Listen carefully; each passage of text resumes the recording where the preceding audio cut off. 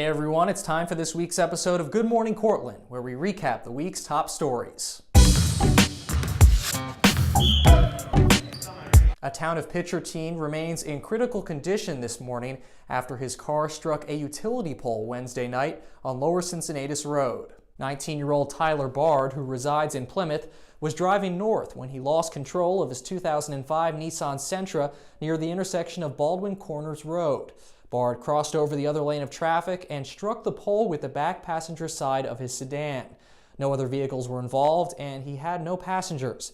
Bard was flown to SUNY Upstate Medical University in Syracuse by LifeNet helicopter.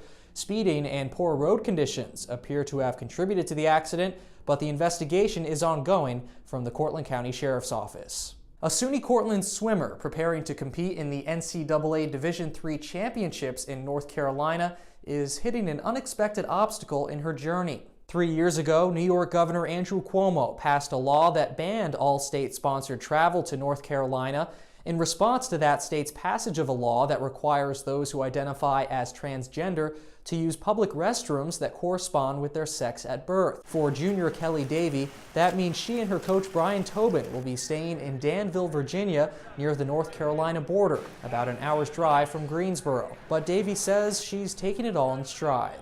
It's definitely like a hoop to jump through, but it is what it is now, and nothing's going to stop me from swimming and going and doing my best, so it's not a disadvantage, I think. It's just something to overcome, and it's just, it is what it is now, and we're all aware of the situation. So are the other girls and the other kids that are going from the state university system, so it's something that we just have to deal with. I want to hopefully re-break some records, so I've got some work that I need to do. Davey and Coach Tobin will be flying into Roanoke, Virginia on Wednesday, March 20th to compete in the NCAA Division III Championship. Qualifying athletes from SUNY Brockport and SUNY Geneseo are also being forced to make travel accommodations just outside the North Carolina border. Well, after winning sectionals last weekend and their first regional playoff game on Tuesday, the Marathon boys basketball team is preparing to take on Bridgehampton this weekend in their next regional playoff game. I had the chance to stop by Marathon High School yesterday to chat with Coach Jim Holland and some of their players about how they're feeling about their chances this weekend. 2 years ago, you guys were in a very different spot. How did you get from where you were then to where you are now? Well, Coach Hoyt and I and Coach Mackey, who's a retired coach from Winnie Point, helps out. We just figured we should refocus, and we put in some different defense, a little bit different offenses, and been doing a little bit more work in the summer to try to keep the kids' interest up. And we were young then, so we figured it would start to catch up, and it has. So.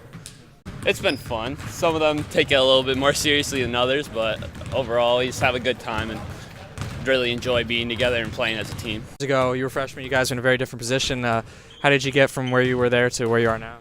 A lot of experience with the whole team because we've moved up as a unit, really. Been more aggressive, and we've gotten a lot stronger throughout the season, so I can attack the basket better. If Marathon wins on Sunday, they will move on to the state semifinals next week.